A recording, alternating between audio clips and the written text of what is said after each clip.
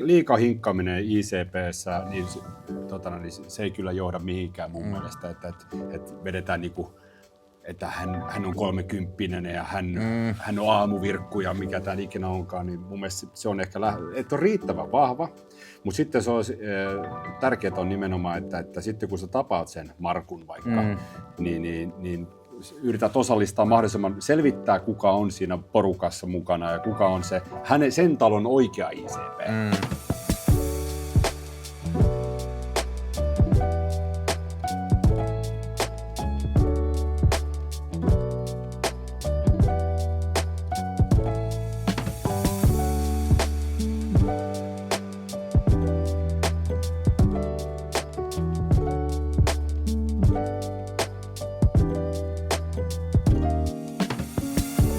Tervetuloa Norders-podcastiin.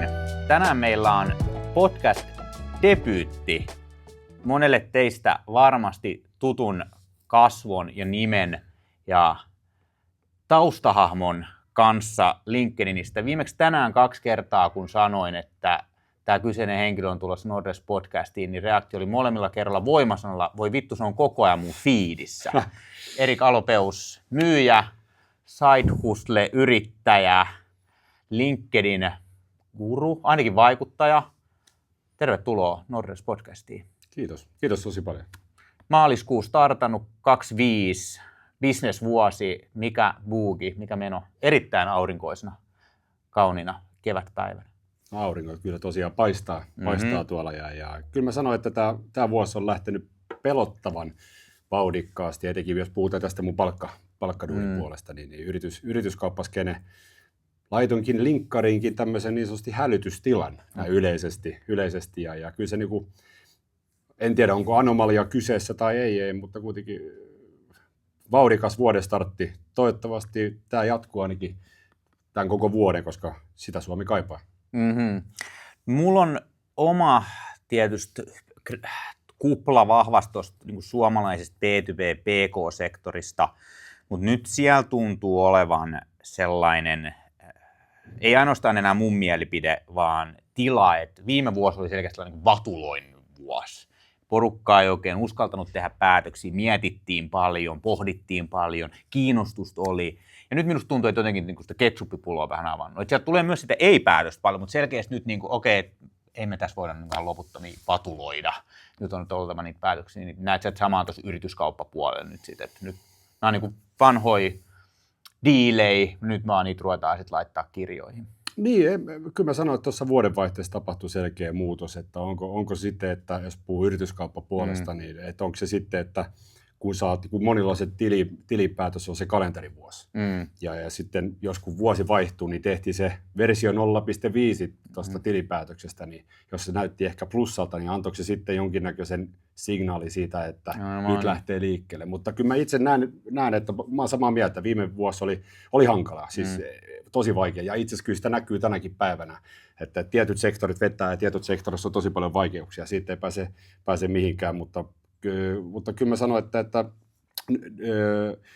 nyt on alkanut selkeästi näkyy näitä makrokin tasolta, että onko se sitten korot laskee ja annettu vähän niin kuin uskoa, että nyt tämä voi taas markkina lähteä nousemaan. Nyt on annettu paljon tämmöisiä viitteitä eri tutkimuksista, että talous tänä vuonna kasvaa, onko se sitten syksyllä tai ensi vuodella, niin ehkä tämä on antanut uskoa ihmisille myöskin investoida ja tehdä liikkeitä. Miten yrityskauppapuolella muuten? Se on mulla aika tuntematon. Mä en ollut itse yrityskaupoissa ikinä mukana vielä. Kyllä se tulee kohta.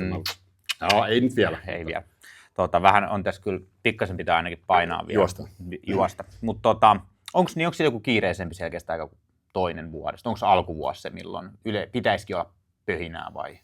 No tämä on vähän tämmöinen jännä tilanne, että silloin kun mä aloittelin tässä mun palkkaduunissa 8 vuotta sitten, niin mulle aina sanottiin, että se on huhtikuu ja toukokuu on hikistä aikaa ja sitten tai esimerkiksi silloin käynnistyy projektit ja sitten loppusyksystä sama juttu ja sitten tehdään keikat maaliin ennen juhannusta ja ennen uutta vuotta.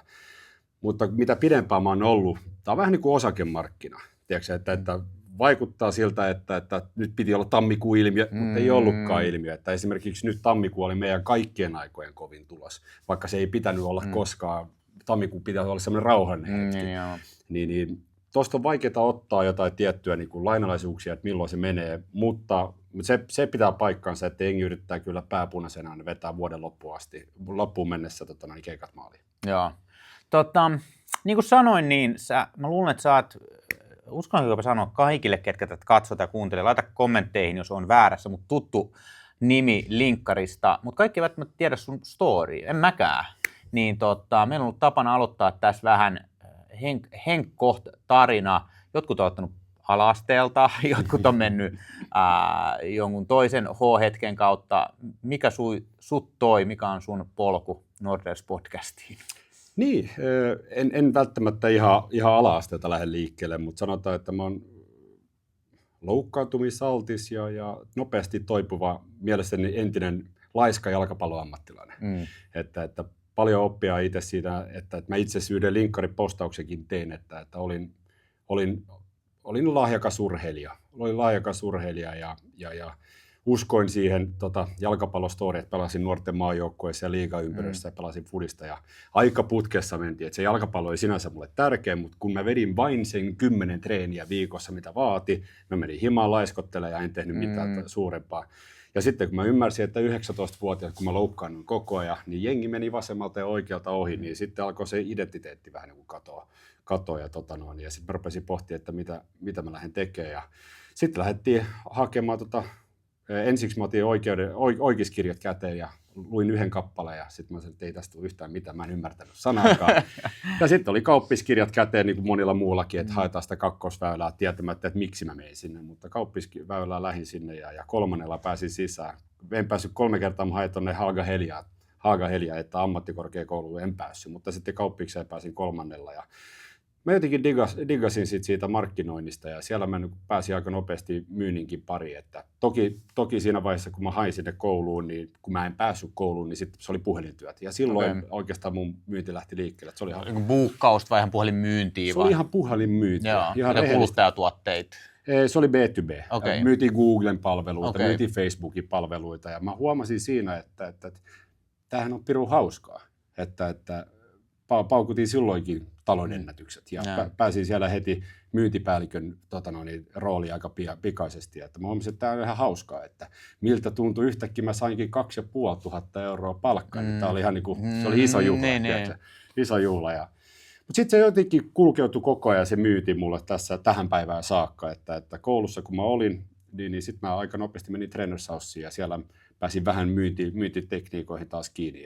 Ja nyt se polku sitten oli tähän palkkatyöhön 8 vuotta sitten ja markkina on valloitettu ja nyt tässä ollaan. Joo. Miten kun sä aloitit sitten sen myyntityön, niin oliko se heti luontaista vai miten se lähti liikkeelle? Tuo on varmaan aika monelle sellainen niin kuin molemmat ääripäät, että aloitetaan ja varmaan tyypillinen story, että en päässyt kouluun tai en saanut niin kuin sitä toista työpaikkaa, niin meidänpä tekee sitten puhelinmyyntiä, niin siellä varmaan se on aika nopeasti, että fuck this, tai yes this. Yes. Niin, miten, kumpi se oli mulle? Niin no sulla oli se yes this, mutta oliko se heti niin kuin luontaista, oliko se silleen, että hei, mä jostain syystä on hyvä tässä, kun sulla kuitenkin se jalkapallo varmaan oli, niin kuin sanoitkin, käytit mun mielestä hienoa termiä identiteetti siihen asti, ja sitten niin kuin, se ei varmaan ollut ihan vielä niin kuin liiketalouden ammattilaiseksi muuttunut tässä vaiheessa. Niin, oliko se luontaista, miten se lähti se myyntityö? Se lähti itse asiassa yllättävän nopeasti, mutta siitä suuri kiitos on se mun esihenkilö siellä, joka otti mut vastaan. Se oli kaikki kaikessa, koska se oli ensimmäinen varsinainen duuni, missä mun piti lähteä niin tekemään myyntiä. Ja se ei ollut semmoinen katso selän takana ja niskan takana, että se olisi tullut nouseeko puhelin, vaan se perehdytys oli tosi hyvin tehty. Vaikka oli skripti, niin hyvin tehty. Ja sitten kun mä vedin muutaman kerran puhelut, niin se itse huomasi, että mulla on hyvä rytmi, mulla on hyvä ääni siinä niin, ja sanoi, että teet tästä itse asiassa oma juttu. Ja ota toi vaan skripti pois, että mä tiedän, että sä osaat ton. Ja sitten mä yhtäkkiä lähdin sitä tekemään, ja siitä se niin kuin lähti. Ja mä sain heti uskoa siihen, että se oli kyllä iso kiitos siitä itse perehdyttämisestä.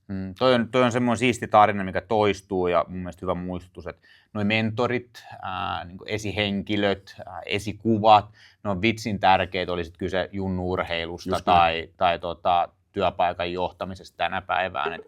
Kyllä itse vielä tuoreena faijana ja pienen yrityksen toimarina, niin kyllä mä sanon, että hän, niin kuin, se on meistä johtajista ja vanhemmista kiinni tämä homma kuitenkin. Että tossakin story voisi olla hyvin erilainen, jos perehdytys ei olisi ollut kunnossa ja niin kuin mietitään, miten hukassa ton ikäiset kundit me oltiin. Ihan hukassa, sulla on varmaan ollut sama. Joo, no mulla oli silleen itse asiassa, mä en noin korkealla tasolla pelannut, mutta sulla on lätkätausta. Mulla on lätkätausta, joo, mä pelasin sitten niinku kans parikymppisestä. Mä olin maajoukkuepiireissä, parhaimmillaan mä pelasin maalilla.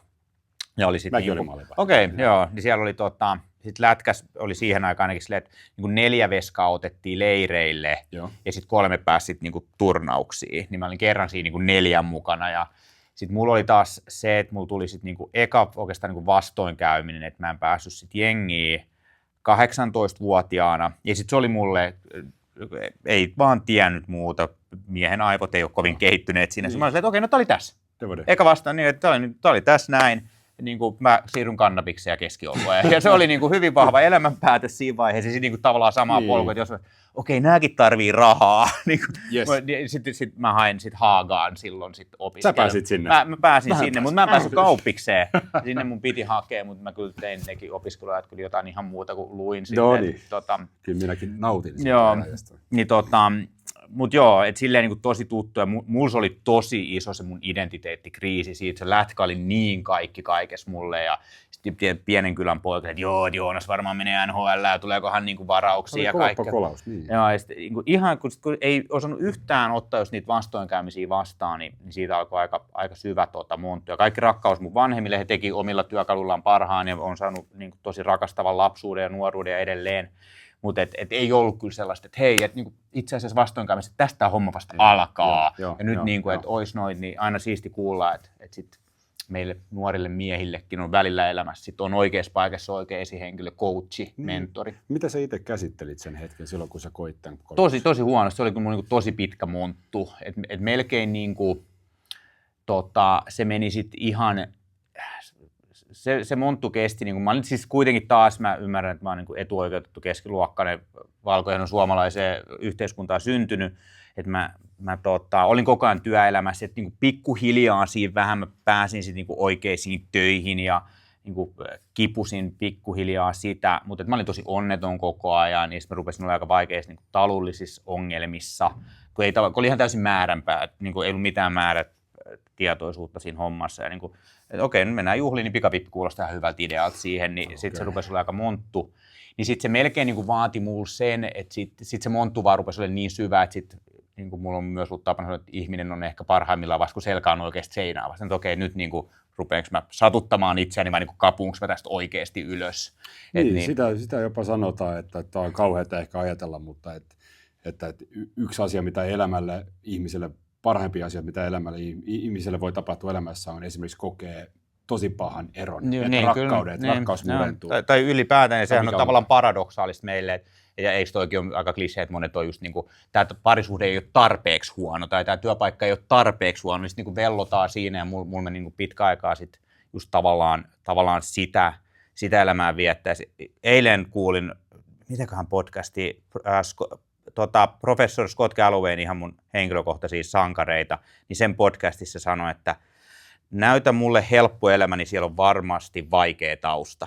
Että se tavallaan, että niinku, jotta pystyy saavuttaa, niinku, mun mielestä näytä mulle helppo elämä, siellä on vaikea tausta. Niin, nyt on kaunista. Niin, että se vaatii sen, että siellä on niinku ne meidän omat murheet ja potkut maailmalla. Mutta sitä suuremmalla syyllä niin kannustan kyllä, että kyllä mä olisin voinut nopeammin just siitä kuopasta päästä, kun olisi ollut sitten ehkä, olisi osannut pyytää apua tai olisi ollut joka olisi sitten niin kuin osannut tökätä oikeaan suuntaan. Mutta semmoinen välispinni, kiitos kun kysyit.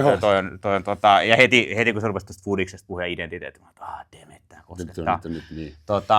Hyvä, mutta sä pääsit sitten siinä myyntihommassa vauhtiin.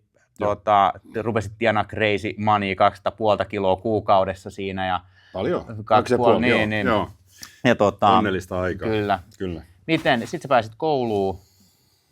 Joo, kouluun päästiin ja pyrin aika nopeasti vetämään sen. Kyllä mä niin kuin juhlin ja mä nautin siitä ajasta, otin kyllä kaiken irti, mikä siellä oli vaan.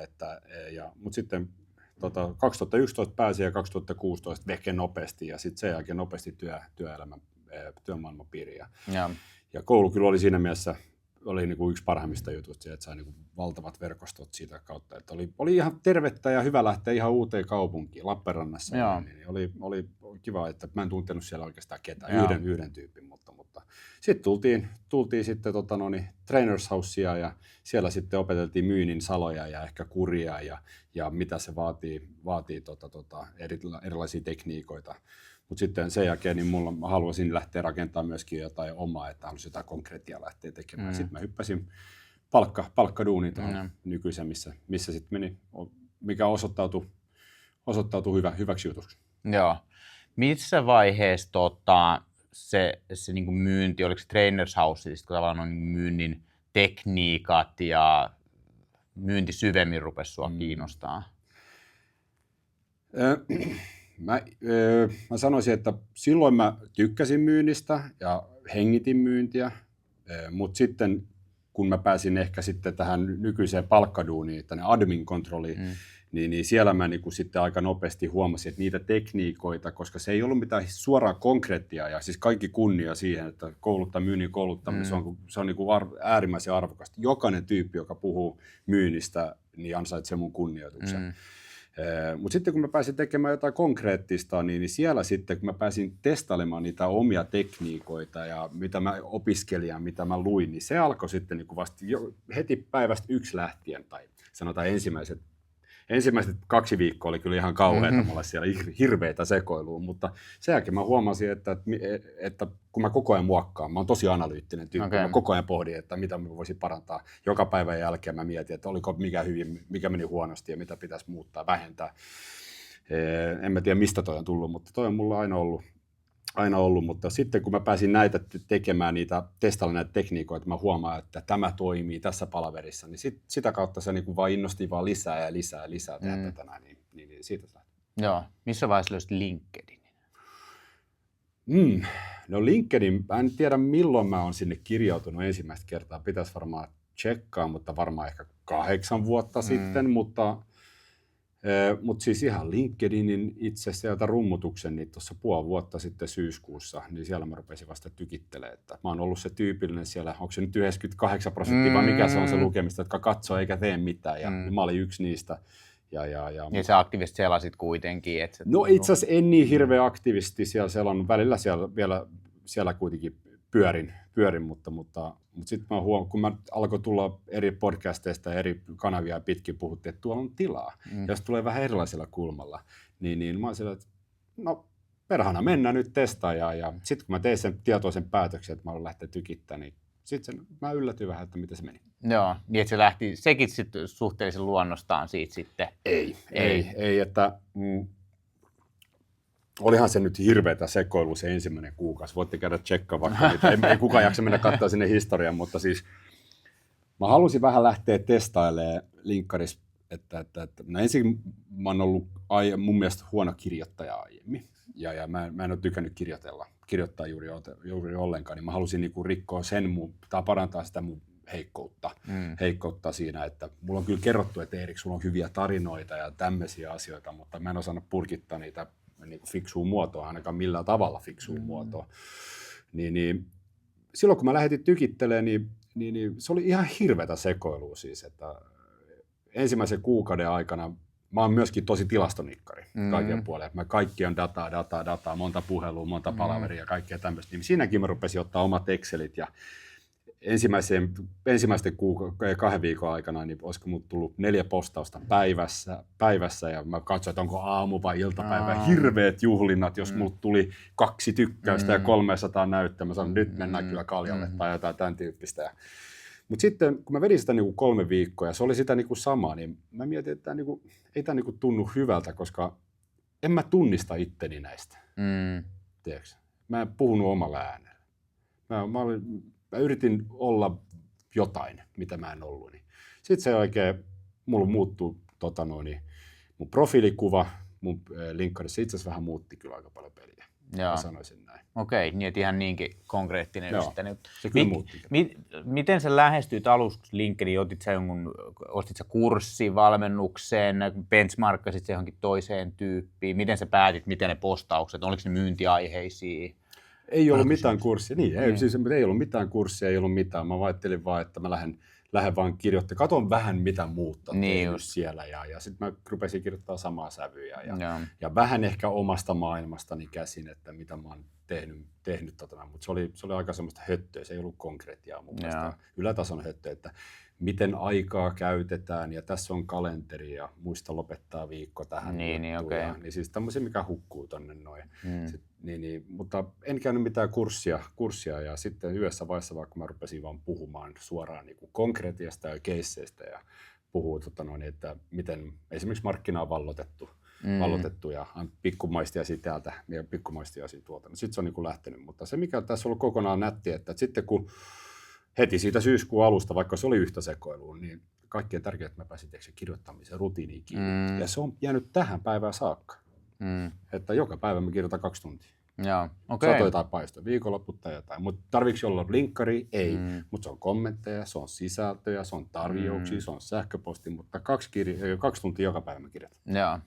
Mitä sanoitkin, että se profiilikuvan vaihto oli ihan konkreettinen, yksittäinen, että oliko se sitten, miten se muutti nyt, onko se toi, mikä sun nykyään on? Joo. Se on vähän tummempi, ehkä vähän just huomiota herättävämpi sit se. Niin. Ja mitä sä sanoitkin tuossa aikaisemmin, mistä puhuttiin, kun kamerat meni tuossa päälle, niin me tehdään paljon nyt just Nordersilla meidän asiakkaille LinkedIn postauksia sekä avainhenkilöitä yritysprofiileille. Ja sitten se on, mä ymmärrän, että se, varsinkin jos joku toinen tekee sit sun puolesta, mikä mun mielestä on tosi hyvä malli monelle kiireiselle brändille, oli se henkilöbrändi tai yritysbrändi, mutta että siinä tosi helposti mä huomaan, että ajaudutaan vähän siihen just kädenlämpöiseen sisältöön. Että no hei, tehdään nyt sellaista, että niin mikä varmasti ärsytä ketään, että se on teille helppoa tehdä, se on meille helppoa postaa, kukaan ei suutu, mikään ei muutu, pidetään tämä homma sellaisena. Ja sä mainitsit vähän, että se oli vähän sellaista, mikä helposti hukkui sinne. Oliko se sulla sitten tietoista, ja nyt jos sun postauksia, mitä suosittelen, että ehdottomasti kannattaa mennä katsoa, niin siellä varmaan joku saattaa olla eri mieltä, joku saattaa vähän pahoittaa mielensä siellä, ja se mitä on sunkaan jutellut, niin se on nyt by design. Oliko se tuossa vaiheessa kanssa sulla tuli se, että okei, nyt mä haluan niin kuin tavallaan vaan läpäistä tämän metelin, vai oliko sitten myös puhuit tuosta uniikkisuudesta, ja mikä on mun mielestä toinen tosi tärkeä, että se on mun mielestä tosi kaunista kuitenkin noissa alustoissa, että se ihmisen uniikkisuus tulee sieltä esille, ja ne tuntuu olevan usein niitä tarinoita, jotka voittaa, niin oot sä uniikisti vittumainen jätkä vai miten sä rupesit rakentaa sitten, ymmärrätkö mun kysymyksen? Joo, kyllä mä mistä toi tyyli syntyi? Niin, että se ehkä vähän kumpuaa tähän mun ylipäätään, jos katsoo tätä mun muutenkin tätä lookia, että all black. Niin, lippis vedetty alas. Lippis vedetty alas, joskus lippis taaksepäin pipo päässä ja mä tiedän, että monille tämä ei välttämättä ole niinku huomioon tai luottamusta herättävää, mutta tiedätkö kyllä mä itse pidän ainakin, että mä oon luotettava tyyppi mutta mä koen, että mä oon kuitenkin jonkin verran vakava asian äärellä. Tai että mistä me esimerkiksi mun omassa firmassa sitten tuun puhumaan, ja mun ei tarvii aina olla jokaisessa kuvassa, niin kuin mun profiilikuvassa, niin en mä hymyile. Siis mä oon iloinen tyyppi muuten, ei siinä ole mitään, mutta mä oon siellä vähän vakavampi. Mutta joo, mä haluaisin myöskin näillä mun keskusteluilla töksäyttää ja kertoa, että näin mä oon tämän tehnyt ja ehkä niinku vähän kleimaa, vähän sanoa, että this is how I have done it. Niin. Satoi tai paistoi ja tää on toiminut mulle. Yllättävän vähän on tullut vastakaikut, siis tosi hyvää keskustelua ja siis mä arvostan ihan törkeästi sitä, minkälaista niinku kommunikaatio ja privaviestejä tämmöistä on tullut, mutta ei ole hirveästi heittereitä tai tämmöisiä kunnon opponoijia tullut vielä vastaan. Mutta siis ylipäätään tämä linkkari on mielestäni aika turvallinen ympäristö. Sen takia mä oon tykännyt olla siellä. Joo, toi on totta. Se on tosi turvallinen. Ja ehkä just niin kuin välillä jopa sitä, kun niin paljon käytän, niin on vähän jopa välillä liian turvallinen. Mun mielestä on niin kuin hauska nähdä välillä jossain just YouTubessa tai Instagramissa aika nopeasti taas niin kuin mun mielestä huono käytös kyllä, tai semmoinen niin kuin ei-aito käytös kyllä. Sitten niin kuin näkyy kommenteissa ja LinkedInissä mun mielestä niin kuin henkkoht mielipide, ja tiedän, että on leikkiin ryhtynyt, en valita, mutta mun mielestä LinkedInissä välillä palkitaan myös kyllä epäaitoa käytöstä myös, niin kuin ei sellaista nyt on ollut just näin niin tunteikkaiden postausten aalto selkeästi tässä viime aikoina, ja mä eläinkäsityksestä en ole ainoa, joka ei välttämättä koe, että ne on aina ihan täysin vilpittömiä, vaan että siellä haetaan sit just sitä näkyvyyttä, mikä mun mielestä siinä on omat sit ongelmansa ja haasteensa ja tylsyytensä siinä hommassa. Mutta niin, sul taas sit sä toit ehkä tuon sun aidon oman jutun, ja nyt se on siitä vähän kaksiteräinen miekka, miten mä katson tässä niin analyyttisena markkinoijana, että erottuminen on tosi tärkeää just. Et rohkeus on yksi mun mielestä tosi tärkeä tekijä, just niin kuin mun tämän hetken suosikin sanoi, miten erottautua, että meillä on niin kuin rohkeutta nousta siitä metelistä, meillä on rohkeutta sanoa vahvoja mielipiteitä ja rohkeutta olla erilainen, mutta sitten myös sitä erilaisuutta, se voi olla myös ihan just miltä sun profiilikuva näyttää, että hei mä pukeudunkin, että mulla ei olekaan sitä tylsiä farkkuja, mitkä kaikilla muilla on. No tämä ei ole ihan musta kai, niin, mutta joo. Yes. Niin et sekin on semmoinen niin kuin tapa erottautua. Sä mainitsit Sointuporin tuossa, kun juteltiin aikaisemmin. Et ihan se, että sä näytät erilaiselta, ja tätä on nyt esimerkiksi jonkin verran seuraan YouTubessa niin kuin fitness-influencer-puolta. Älä pistä mua sinne. En laita sua siihen. Mutta että siellähän sitten just tämä, että sä näytät vaan erilaiselta, niin se on siellä tavallaan jo hyvin havaittu taktiikka. Ja totta kai samat lainalaisuudet pätee meidän niin alitajuntaisesti LinkedInissäkin. Niin, että ihan se, että niin Riikin kukkoteoria, että sä saat huomioon, kun sä oot vähän erinäköinen kuin ne kaikki muut, sä käyttäydyt vähän eri tavalla kuin kaikki muut. Ja se on tosi tärkeä ensimmäinen steppi siinä LinkedIn strategiassa, että meidän pitää jotenkin vaan ansaita se huomio. Jos me ei saada huomioon, niin me ei ikinä voida saada meidän viestiä läpi. Ja mä sanoisin vielä tuohon, mun mielestä on just noin, että se on rohkeus. Sä puhuit siitä, sekin on yksi mun lempisanoista, että sen takia mä lähdinkin tähän koko juttu, että mä halusin olla rohkea ja uskaltaa lähteä tekemään vähän asioita eri tavoin. Mutta jos miettii tuosta rohkeudesta vielä ja linkkariin ja esimerkiksi mitä te teette siitä, että autatte yrityksiä, kiireellisiä ihmisiä niin käyttämään tätä linkkaria, niin se mitä mä kaipaan, mitä jengi oikeasti, että jos te olette tehnyt jotain pirun nättiä, niin puhukaa siitä. Ja puhukaa siitä rohkeasti. Älkää olko piilossa, vaan puhukaa isolla, niin, ei nyt paksulla pensselillä tai tämän tyyppistä, vaan niin kuin, jos te olette tehnyt jonkun kova juttu, jos te olette tehnyt nishissä jonkun törkeä siisti, niin pistäkää siitä. Ja sitten jos te käytätte linkkarissa, haluatte lähestyä jotain tiettyä aihetta, niin pistäkää se, niputatte se fiksuun, nättiin, kliiniin muotoon ja olkaa ylpeitä, rohkeita siitä, niin kun te lähdette lähestymään. Muuten se on helposti käynyt, että hukutte sinne höttöön ja ei kukaan reagoi. Eli tuosta sitten ehkä niin 2 nostoa, konkretia kautta sitten sellainen niin selkeät tulokset, on numerot. Ja sen ehkä vielä nyt sitten niin vielä ottaisin sateenkaaren alle niin selkeys. Mä aika paljon opastan noita meidän asiakkaita siihen, että niin tämä on klisee, mutta jutelkaa niin 5-vuotiaalle. Se on kuitenkin somefiidi päivän päätteeksi, että sinne ei mennä kuluttaa kaloreita päinvastoin. Niin se on niin kirkas se viestin, mitä siellä tulee. Ja se viestin kirkkaus on helpompi, jos sulla on myös joku konkreettinen asia, että hei, mä olen X, mä tein jutun Y-tuloksilla Z. That's niinku it. Yes, ja jos vetää nadisti vielä pidemmälle, mitä mä oon tehnyt kauppaa, muun muassa on sitä, että juuri nämä 2 pointtia, mitä sä toit, mutta sitten törmäyttää referenssit referenssit keskenään, eli sulla on nämä 2 pointtia, missä äsken puhuit, mutta sitten sulla on se yksi story, mistä sä oot tehnyt sen, saanut ne luvut, eikö niin? Sulla on se tarina, niin sitten sä kysyt siltä tyypiltä, että voiko mä törmäyttää sut näiden 4 muun henkilön kanssa täällä linkkarissa, tai tuoda sinun nimesi tähän, että hei, meidän kannattaa jutella, tai koska me ollaan tehty bisnestä.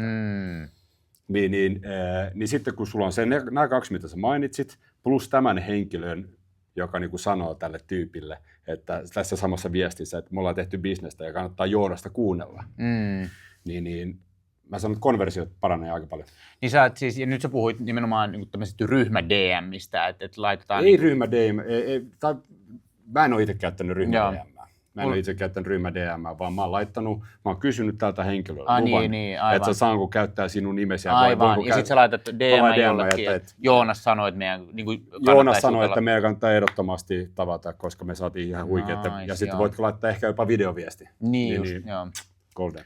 Joo, ja LinkedInissä onkin siellä niin kuin selkeästi kaksi tärkeät puolta siinä henkilöprofiilissa. Sulla on ne, niin, mitä sä postaat sinne, mutta siellä DMissähän sitten se kaupankäynti niin kuin tapahtuu sitten kuitenkin. Ja... Ja näitä väyliä ja kanavia voi olla, sen takia monikanavaisuus on juttu. LinkedIn DM on yksi tärkeä, mutta kyllähän niitä muitakin väyliä. Niin kyllä. Ja yksi sellainen niin selkeä muutos, mä muisteltiin tuossa menneitä, juteltiin Nordersin alkuun, ja 2022 meillä oli tosi fiksu ajankäyttöä se, että me niin kuin oltiin Facebookissa tietyissä ryhmissä ja LinkedInissä, niin selattiin vaan, että siellä on aika tasaisesti, niin monta kertaa päivässä joku kysyi, että mistä saisi hyvät nettisivut tai mistä saisi hyvää videoa. Herkku. Niin, ja sitten oli nopeuspeliä, niin saman tien sinne ja puhelin käteen ja että hei, kyllä se on sitä Nordersista. Ja se oli niin kuin joka päivä, se oli fiksua käyttöä, mutta nyt sehän on siirtynyt täysin DMiin toi maailma. Että nyt se tosi harvoin enää näkee noita ja nyt se on enemmän just tota, että hei, teillä on niinku mä tunnen sut, mä huomaan, että sulla on vaikka makeat nettisivut, tai mä huomaan, että sulla on makea auto, että hei, mistä sä on, keltä sä ostit ton, niin mistä, kuka saa, nyt se on siirtynyt paljon enemmän sinne, jolloin taas just nämä suosittelijat, hyvä duuni siellä taustalla on tosi tärkeää. Ja yksi, mikä me ollaan tuossa nyt huomattu tosi keskeisenä, on sitten kuitenkin se bränditunnettuuden peitto, jotta me saadaan ja mun mielestä nyt siinähän sä oot onnistunut aika hyvin tosissaan, että sä oot niitä feedejä siellä täyttänyt. Onko se semmoinen mittari, onko engagement ja impressionit nyt siellä se LinkedInin käyttämä terminologia, onko se mitä sä seuraat tai mitkä sun avainmittarit tänä päivänänä? Ja kyllähän mä niinku niitä seuraan että mun postausten määrä on niinku vähentynyt merkittävästi. Että jos joka päivä tulee yksi, jos mä oikein innostun, niin mulla tulee kaksi. Että kyllä mulla siinä on aina iso kasa niitä on tuolla niinku odottamassa. Onko se joku Google Docki vai missä sulla? Ei, mä itse asiassa kirjoitan ne vaan omalla koneella ja sitten sen jälkeen niin mä pistän schedule ja sitten on jossain 2 kuukauden päässä siellä sitten vaan nappaa se, mikä mua innostaa.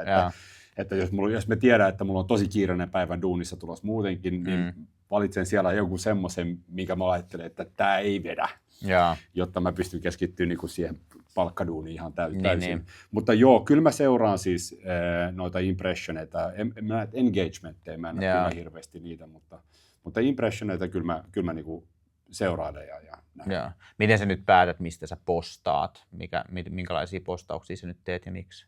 Niitä tulee siis tässä mun matka-aikana, kun mä oon päässyt tosiaan tässä palkkaduunissa vallottaa tämän markkinan oikeastaan kaikilla mittareilla, niin mulla on siinä niinku tarinaa, että miten mä oon päässyt tekemään sitä ja mitä oppeja mä oon joutunut käydä, että mä pääsen siihen, niin niistä on aina pikkumaistiaisia. Esimerkiksi mulla on soittotyöstä, se on hyvin oleellinen asia sitä mun duunia, niin mulla on soittotyöstä voi olla 10 eri postausta, mikä odottelee tuolla, että mä kirjoitan 2 tuntia vaikka soittotyöstä, mä nipotan ne yhteen ja sitten muutenkin, koska mulla on mennyt mun duunin kautta heittämällä eniten yrityskauppoja Suomessa joka vuosi. Ja sitten vielä mahdollisesti eniten yrityskauppoja koko Suomen historiassa. Tai toki, nyt mä puhun siis kunnon sukupolven vaihdoksista, että ei mitään sukupolven vaihdoksista, vaan ihan kunnon exitit. Ja mä oon päässyt kuulemaan näitä yrittäjiltä. Mä oon ollut niiden kanssa juhlimassa, mä oon ollut niiden kanssa lounastamassa, mitä ikinä treenailemassa, what not. Niin mä oon päässyt kuulemaan aika nättejä storeja, että mitä se vaatinut, että he ovat tehneet sen myyntikoneistonsa, miten kulttuuri on rakennettu, miten johtaminen on ollut, miten ne 1000 ensimmäistä päivää, on ollut niille, mikä on ensimmäinen irtisanominen, mitä viranomaisten kanssa ollaan taistettu. Siellä on aikamoinen pankki mulle tullut näitä storeja. Sitten myöskin, että miten integraatiot on mennyt vihkoon, että kun me tiedetään, että yrityskaupat keskimäärin epäonnistuu, koska visionääri, hän ei olekaan enää visionääri, vaan sitten tulee byrokratian rattaat. Ei nyt välttämättä aina näin, mutta mitä tapahtuu sitten, miksi integraatiot menee vihkoon, niin tästä kaikesta oikeastaan mulla on näitä storeja tullut. Plus sitten mä opiskelen joka ikinen päivä bisnestä, myyntiä, ja hirveästi kaunokirjallisuutta, mun pitäisi vähän parantaa, mutta kaunokirjallisuutta mä en hirveästi lue. Mutta siitä niin mä koko ajan mietin, miten mä voisin näitä käyttää omassa maailmassani. Ja mä aika paljon myöskin kirjoitan niistä aiheista, mitä mä just nyt teen. Niin, ja toi on mun mielestä myös tosi terapeuttista. Se on. Toi puoli. Sä oot myös paljon puhunut tuosta niin kohderyhmäajattelusta ja kohderyhmän myös ehkä siitä murroksesta ja siitäkin me ollaan juteltu, että miten vaikka se on Nordersilla nyt ihan viime aikoina taas vaihtunut, miten sä itse lähestyt sitä, ehkä nyt myös sit niinku LinkedInistä siihen seuraavaan tasoon, että nyt se siirtyy sit siihen niinku kaupankäynnin puolelle. Miten sun kohderyhmä on elänyt tai miten analyyttinen sä oot sen suhteen? Mitkä sun vinkit on kohderyhmän rakentamiseen? Juostaan niin vaan perkeleesti siitä. Mun mielestä siinä ei ole yhtään niinku mitään muuta. Datapisteitä vaan paljon. Datapisteitä ja posketonta analyysiä ja hirveätä sekä omaa analyysiä omaan tekemiseen, mutta sitten myöskin kuunnella herkästi asiakkaan mitä ne siellä sanoo ja sitten testataan. Että pitää olla tarkka siitä, että esimerkiksi jos kehittää jotain softaa, niin että jos sulla on, jos sä menet tapaa 100 asiakasta, ensinnäkin mun mielestä sun pitää juosta 500 asiakkaassa, kerää jonkinnäköistä analyysiä, sitten sä vähän edes tiedät, missä sun pitää olla ja mitä sun pitää tehdä. Mutta sitten jos sä oot niissä 500 palaverissa, niin sun pitää olla tosi tarkkaa, että missä, jos joku 20 tai 20 asiassa tietyt asiat korostuu, niin olisiko siinä jotain itua? Koska jos sieltä tulee yhdeltä henkilöltä, joka on siinä palaverissa, esimerkiksi jos mä tapaan sut, ja vain sulta tulee joku tosi vahva reaktio, tiedätkö, että tämä on tosi huono, tätä pitäisi kehittää, tätä juttua, niin jos on heikko johtaja, jos on heikko founderi, niin hän rupeaa kehittämään sitä asiaa, mitä Joonas sanoi. Eikö niin? Hänen pitäisi keskittyä niihin, mitä ne 20 tai 50 henkilöä sanoo, testaa sitä nopeasti ja sitten uudestaan happotestaa markkinoille uudestaan. Unohtakaa se Joonaksen kommentti, ei kaikkea voida... Älä unohtakaa Joonaksen kommentti, unohtakaa jonkun muun kommentti, mutta hyvä prinsiipi. Niin. Ja toi on varmaan sellainen, mikä niin itselle kyllä kans, niin heti tuli pian pisto sydämessä, että toihan on tosi helppo, jos sitä ei myös niin prosessoi etukäteen, että sitten sulla on se yksi ensimmäinen asiakas, että ei toi on meille, tuossa puuttuu toi ja toi feature, tai teidän hinnoittelumallis on tää ja tää vääristä, että okei, no sitten tää muokataan siihen suuntaan, niin mä tykkään, toi hyvä muistutus, toi juokseminen, sä puhut siitä paljon, että niitä datapisteitä pitää olla oikeasti tarpeeksi myös sit sen niin päätöksenteon ja pivotoinnin tueksi. Niin, ja sitten jos puhutaan niin ideaalia asiakkaasta ja ICP, niin toi on niin yksi kulma, mutta sitten pitää myöskin ymmärtää juosta ja tehdä sitä analyysiä siitä, että ketä pitää tavata, kuka on se relevantti henkilö, ketä pitää keskustella ja minkälainen koalitio siellä on vastassa. Jos ottaa esimerkiksi mun bisneksen, kun mä olin tässä Datahuone yrityskauppabisneksessä, niin kun mä hyppäsin, mä en tosiaan tiennyt yhtään mihin mä tulin. Niin mä katsoin Googlesta, nimenomaan Googlesta katsoin, että kuka tekee yrityskauppaa ja tuli ilmoitukset, että joku tilintarkastaja, nämähän on siellä. Sitten mä rupesin soittaa tilintarkastajille, mä sain palavereita sinne, mutta eihän ne ole millään tavoin siellä mukana, ne on niinku ihan loppumetreillä siellä. Niin. Ja sitten mun piti ymmärtää, että okei, kuka muu. Mä katsoin, tässä on juristitalot, niin mä päätin ottaa Suomen suurimpiin juristitaloihin ja suoraan toimariin yhteyttä. Että nyt mä tuun näyttää ja mä tuun, siitäkin voidaan ehkä toinen kerta, mutta mä ajattelin, mä menen kahville. Siitä tuli heti oppikoulu mulle. Mä soitin yhteen suurimpaan juristitaloon, siitä toimarille. Mä ajattelin, mä tuun kahville, etteikö häntä tapaamaan. Ja mä en ollut koskaan kirjoittanutkaan meidän softaa. Siis tämä oli mun päivä 4 taas olla. Ja mä en ole koskaan kirjoittanut meidän softaa. Mä ajattelin, että mä menen kahville tämän toimarin kanssa. Ja sitten kun mä tulin sinne palaveriin, sitten yhtäkkiä ovet tavattiin ja siellä on 16 juristia mun vastassa. Ja mä sanoin, että hiki tuli. Ja mä tiedän, että juristien hinnat oli se 200-300 euroa. 200-300 euroa tunnissa.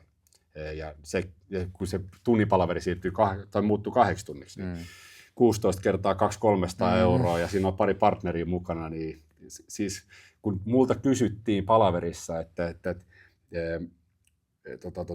miten kirjaudut sisään, niin mä sanoin, että mä en tiedä. Tämä niin lähti tästä liikkeelle, että sen takia ensimmäistä pari viikkoa mulla oli sille, että mä halusin ehkä lopettaa. Mutta jos palataan takaisin tuohon ICP, niin sun pitää eka ymmärtää oikeasti, missä kentässä sä pyörit.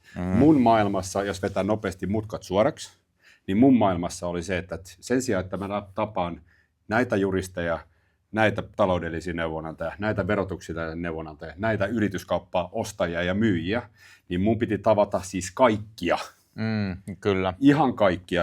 Ja sitten mun piti jokaisessa näistä taloista mun piti löytää, kuka on tämän niin kuin vahvin henkilö, kuka on heikoin henkilö, kuka on se suoritettava henkilö, kuka on championi, ja mun piti tehdä siellä influenssia, koska sitten kun mähän en koskaan tiedä, koska joku tekee yrityskaupan, että nehän käyttää niitä neuvonantajia siinä, mutta mä en koskaan tiedä, milloin se varsinainen yrityskauppa lähtee, jolloin mun piti rakentaa se peitto sinne. Mun piti rakentaa se peitto, että sitten kun ne oli siinä yrityskauppaprosessissa, siinä yhdessä kohdassa ostajat ja myyjät, 30 hengen armeija, missä mä en ollut mukana, niin kun joku sitten kysyy siellä, että missä lähdetään jakamaan näitä yrityskauppamateriaaleja, niin mun tehtävänä oli tehdä duunia siellä taustalla, että mahdollisimman moni nostaa lavaa pystyy, että Eerikkiä pitää olla yhteydessä.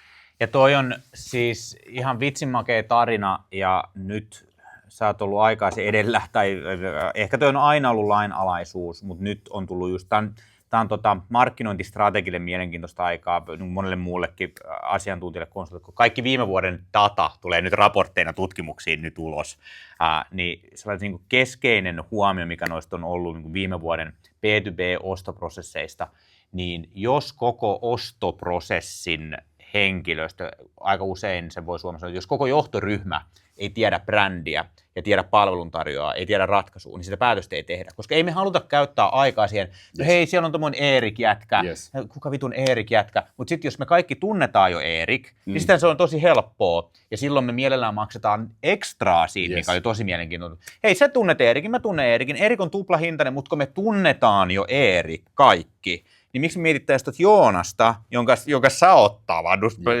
se on rumat housutkin, siniset tylsät farkut. Eerik on meille helppo valinta silloin. Niin toi peiton rakentaminen, ja siinä mun mielestä taas nyt ne työkalut, mitkä meillä on tänä päivään niin kuin myös mahdollisia. Sä oot juossut tosi kovaa, ja sen arvo ei tule missään nimessä vähenemään, mutta me pystytään myös tänä päivänä vähän skaalaa Eerikkiä eri tavalla. Videolla, äänellä, LinkedInillä. What not, just näin.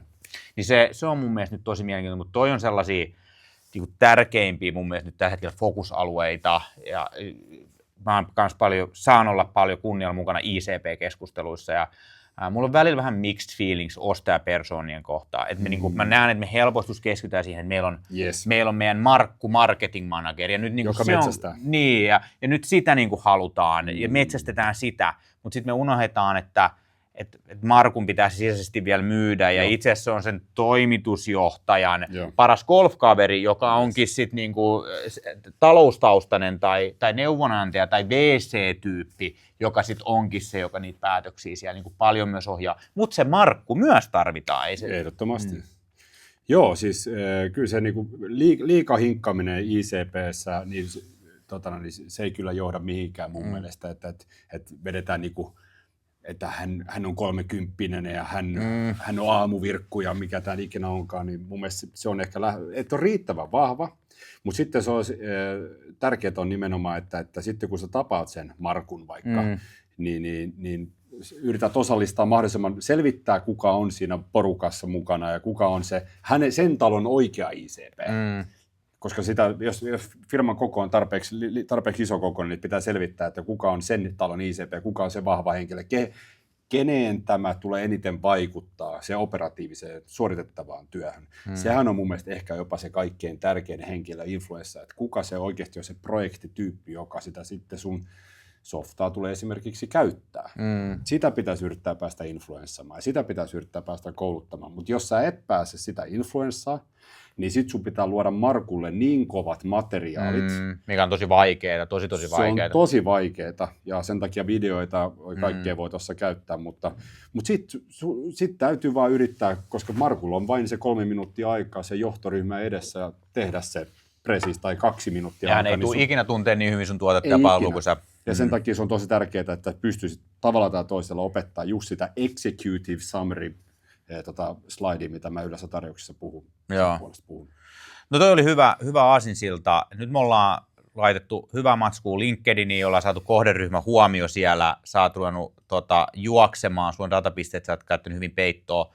Miten tässä vaiheessa nyt sit sun röyhkeys, rohkeus, asenne tulee näkyviin vai onko nyt enemmän sitten kameleonttivaiheet, pitää ymmärtää sitä ostajapersoonaa vai pysyt sä tyylissä uskollisena lippis syvemmälle ja rohkeasti sisään?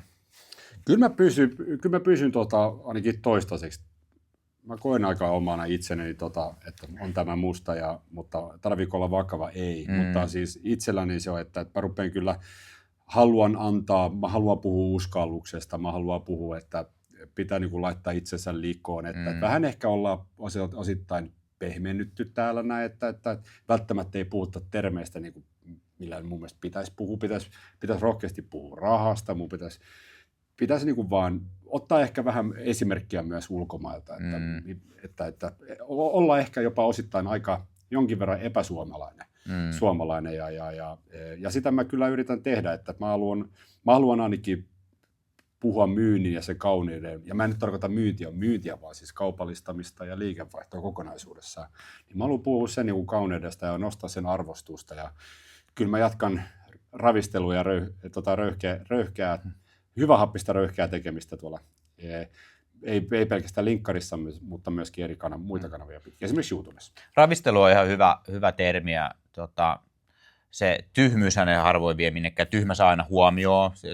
Sä meet alasti Tapani 16 juristi, niin se hetkellisesti saat tosi paljon huomioon, jos sut muistetaan. No se, ne muuten osti multa se pari vuosien jälkeen. Mulle kerrottiin, että tämä partneri sanoi, että antakaa nyt tolle yksi mahdollisuus. No joo. Siitäkin tuli. Mutta että sitä ravistelua saa siellä aikaiseksi ja tiettyä röyhkeyttä ja rohkeutta. Yksi sellainen kiva strategia, mikä urheilumaailmasta jäi mulle mieleen, on tämä niin kuin alter ego-ajattelu. Että mä en tiedä, miten sulko sä vedit sit hanskat käteen, mutta maskihan on vielä tosi konkreettinen. Niin sit musta tuli tavallaan ihan eri tyyppi. Että mä olin just tosi nöyrä ja epävarma teini, mutta sitten kun mä laitoin sen maskin päähän, niin tiedät, se kaikki muuttui. Sitten mä olinkin niin kuin liigan paras veskari ja mun kaikki asenne. Niin mun mielestä se on ollut ihan hauska harjoitus ja mä oon aika kilttiä ja nöyrä ja just noi ei ole mulle itsestäänselvyyksiä, mitä sä äsken luettelit, mutta mä oon ehkä pienen tuossa just alter ego-ajattelun kautta, että okei, nyt kun toi Google Meet menee päälle, niin nyt täältä tulee toimitusjohtaja Strategi Kylliäinen, ja se on eri tyyppi kuin joka sitten kotona iltaisin. Miksi? Miksi näin? Miksi sä oot eri henkilö tuolla? Mä luulen, että se helpottaa vaan mulle sitä. Mulla ei ole mitään, niin kuin, mä tykkään ainakin osittain siitä mun omasta itsestäni ja niin kuin mun kiltteydestä ja siitä, mutta sitten mä oon just huomannut, että se persoona, kun on vähän aikaa ja pitää vakuuttaa, ansaita luottamusta, niin mä saan paremmin tuloksia aikaiseksi, kun mä pikkasen roolitan sitä. Ja esimerkiksi tuo, että haetaan vaikutteet ulkomailta, mä tykkäsin siitä, niin mulle tuli mieleen, että siinä voisi olla sellaista, että hei, meidän ei tarvitse heti meidän niin kansallisidentiteettiä muuttaa, me voidaan olla melankolistisia, kymenlaaksollisia pessimistejä, mutta ehkä just sit siinä työympäristössä, niin hei, puhutaan rahasta rohkeasti, ei, niin kuin, ketään ei saatu päinvastoin, niin että se voisi olla semmoinen ainakin transformaatio siihen suuntaan, että... Niin, en mä nyt tarkoita sitä, että nyt vedetään 1,80, vaan että niin kuin ehkä vähän uskalletaan Ja se on mun pointti, että siinä voisi olla sit niinku työkaluna sitä, että jos sitä pikkasen roolittaa esimerkiksi sitten. Niin, just näin. Ja tosiaan, no ehkä mulla on ruotsalainen tausta, niin sen takia mä uskallankin tehdä tätä vähän enemmän, niin, mutta joo, mä tunnen varmaan aika paljon puhumaan epätyypillisesti myöskin rahasta ja tämän tyyppistä, mitä mä en ole ennen koskaan tehnyt. Mutta kyllä mä näen, että siinä on paikkansa täällä Suomessakin. Joo. Ja tänään nyt tätä kuvattaessa, niin aamulla tulikin linkkari sun myös tuosta YouTubesta. Miten sä näet sun oman kanavastrategian nyt jatkossa? Mitkä sun veikkaukset kristallipalloon, mihin sä näet, että kannattaa panostaa? No ainakin tuohon mun editointitaitoihin. Lähdetään siitä liikkeelle. Hyvä setti. Se oli ensimmäinen video, tai oikeastaan ensimmäinen video, mihin mä käytin reilun tunnin aikaa. Yllätyn, että kyllä se lähti aika laukalle, ja olen iloinen, että mun pelotti kuin faan tehdä, että mä pistin itteni vähän niin kuin alttiiksi nyt, vaikka ei olisi tarve. Mulla on oikeasti aika hyvä olla muuten, että mä voisin vaan mennä makoille ja keskittyä vaan perheeseen, mutta strategia on siinä mielessä, että kyllä mä haluan niin kuin säännöllisesti laittaa sinne ilmatteeksi tavaraa, ja niin, mitä kaikki sitten pääsee niin kuin katsomaan. Puhutaan myynnistä, puhutaan tekniikoista, puhutaan niin rohkeudesta, puhutaan yrityskaupoista, puhutaan niistä termeistä, mitä, no mä en pysty kertoa, että miten, mä en lähtökohtaisesti halua tulla kertoa, että miten kannattaa asioita tehdä, vaan mä kerron sitä, että näin mä tein ja näin nämä teki, koska mun mielestä ne on ehkä enemmän sitten samastuttavampaa. Ja mä kerron vaan sitä mun valloitusreissusta ja siitä, mitä matka-aikana on tullut vastaan. Ja kun tämmöisiä tarinoita mä en ole ainakaan löytänyt Suomesta. En ole vielä löytänyt, että joku palkkatyöstä tulisi kertomaan, niin jos joku tuosta saa irti, jos mä saan sen 1% nostettua myynnin arvostusta, niin se on mun duuni. Mä luulen, että sä oot jo siellä, rima korkeammalle. Kiitos paljon. Tosi siistiä, kun pääsit korkkaamaan sun podcast-debutin Nordest-podcastiin. Tästä tuli tosi konkreettisia vinkkejä sekä myös niin kuin energiatasot on täynnä, tosi inspiroitunut, motivoitunut olo juoksemaan mun mielestä nyt ennen kaikkea. Lisää mun mielestä duunia, lisää rohkeata duunia, mutta kyllä mulle ehkä nyt se, minkä mä tästä lähden jatkaa päivää on, että myös sitä aktiviteettitasoa saa nostaa ja rohkeasti niitä datapisteitä kerätä tuolta ja rohkeasti testata sitten koko ajan uutta. Springa. 3 S-strategia. Mistä sä haluat, että sut voi löytää Netsistä? Linkkari on ehdottomasti paikka, missä mä tykittelen. Sitten kotisivut on erikalopeus.com. Sitä mä kehittelen myöskin tässä sitten Instagramista mut löytää ja myöskin Erikalopeuksesta, mutta katsotaan sitten, jos tulee muista tuuteista. Ja nyt YouTube myös sitten. Niin ja joo, YouTube tietysti ja se on Erikalopeus nimellä sekin. Kai se sieltä löytyy sillä nimellä, pitää itse vähän tutkia. Laitetaan kaikki tuohon show notesihin. Kiitti tosi paljon, kun seurasit. Toivottavasti sait tästä yhtä paljon irti kuin meikäläinen. Ja jäädään innolla seuraamaan, mihin tämä sun story ja influencer-status tästä kasvaa. Mutta paljon sulla on annettavaa, hieno story ja toi oli kyllä hyvä muistuttaa, toi sun pankki, minkä sä oot tässä vuosien varrella kerännyt. Niin jatka jakamista, bro. Hyvältä näyttää. Kiitos paljon. Kiitos kaikille. Moro. Moro.